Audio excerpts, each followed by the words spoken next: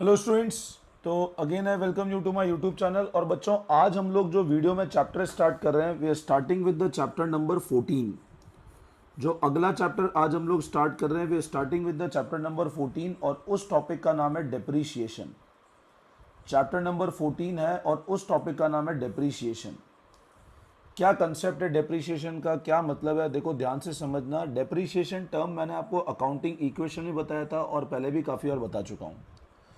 Depreciation basically क्या होता है, इट्स सिंपल कंसेप्ट है डेप्रीशिएशन। डेप्रीशिएशन का मतलब क्या होता है, it is fall in the value of tangible asset.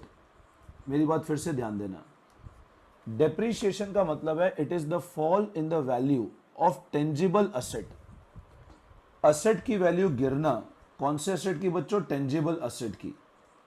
कारण ड्यू टू यूसेज। जैसे जैसे मान लो मैंने कार खरीदी। अब अगर आज मैंने कार खरीदी 5 लाख रुपए की, 5 लाख रुपीज की एक कार परचेज की।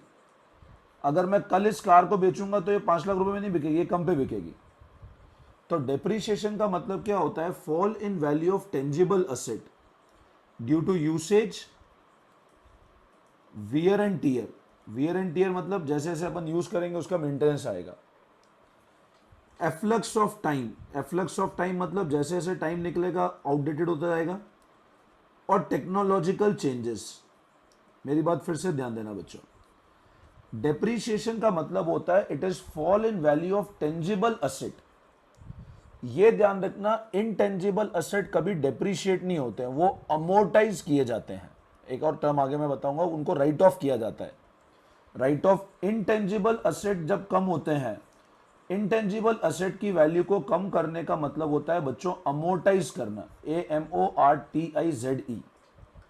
बट डेप्रीशिएशन का मतलब होता है टेंजिबल असेट की वैल्यू धीरे धीरे क्या होती जाएगी? कम होती जाएगी।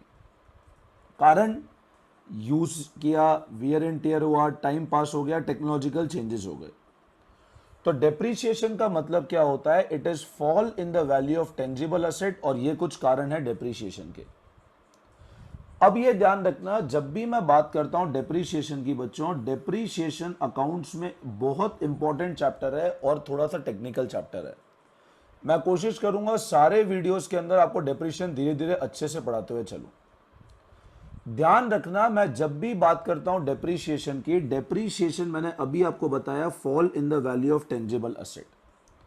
डेप्रीशिएशन अकाउंट्स के अंदर एक नॉन कैश एक्सपेंस होता है। बोले कौन सा एक्सपेंस होता है बेटा? Non cash. मतलब इसको हम एक्सपेंस भी काउंट करते हैं और हमको किसी को कुछ देना भी नहीं है। डेप्रीशिएशन अकाउंट्स के अंदर कौन सा एक्सपेंस होता है? It is a type of non cash expense in which nothing is to be paid. तो अकाउंट्स में depreciation is a type of non cash expense. तो डेप्रीशिएशन का मतलब क्या हुआ? Fall in the value of tangible asset. मैंने आपको कारण बता दिए। इनटेंजिबल असेट कभी डेप्रीशिएट नहीं होता है, वो अमोर्टाइज किया जाता है।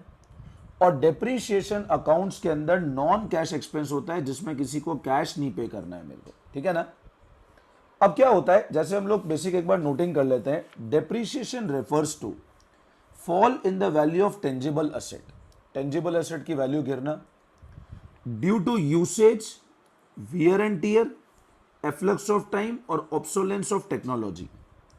डेप्रीशिएशन का मतलब होता है फॉल होना वैल्यू टेंजिबल एसेट की, यूसेज के कारण, wear and tear, efflux of time और टेक्नोलॉजिकल आउटडेटेड। अब डेप्रीशिएशन मेनली किस किस के ऊपर डिपेंड करता है? तो हमेशा ध्यान रखना, डेप्रीशिएशन असेट बच्चों मेनली 3 चीजों पर डिपेंड करता है। असेट के ऊपर अगर मैं डेप्रीशिएशन लगाता हूं तो ध्यान रखना, डेप्रीशिएशन मेनली 3 चीजों पर डिपेंड करता है। पहली चीज जिस पे डेप्रीशिएशन डिपेंड करता है वो होती है historical cost of the asset. पहली चीज जिसके ऊपर डेप्रीशिएशन डिपेंड करेगा वो कहलाएगा हिस्टोरिकल कॉस्ट। हिस्टोरिकल कॉस्ट का मतलब क्या होता है? The amount paid to acquire the asset. मैंने मान लो एक असेट खरीदा 5 लाख रुपीज पे।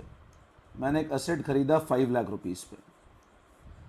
अब इस 5 लाख रुपए को, असेट को मेरे इंस्टॉलेशन, मेरी फैक्ट्री तक लाने के लिए मेरे को 1 लाख रुपए और लग गए। इस 5 लाख रुपए के असेट को मेरी फैक्ट्री तक इंस्टॉल करने के लिए मेरे को 1 लाख रुपए और लग गए। मतलब बताओ, अब मेरे असेट की कॉस्ट कितनी हो गई? 6 लाख रुपए। तो अब असेट की कॉस्ट हो गई 6 लाख। हिस्टोरिकल कॉस्ट का मतलब होता है सारा amount which is paid to acquire the asset और bring the asset to its present location. अपने असेट को उसकी लोकेशन पे लाने तक जो खर्चा हुआ वो सब आएगा हिस्टोरिकल कॉस्ट में।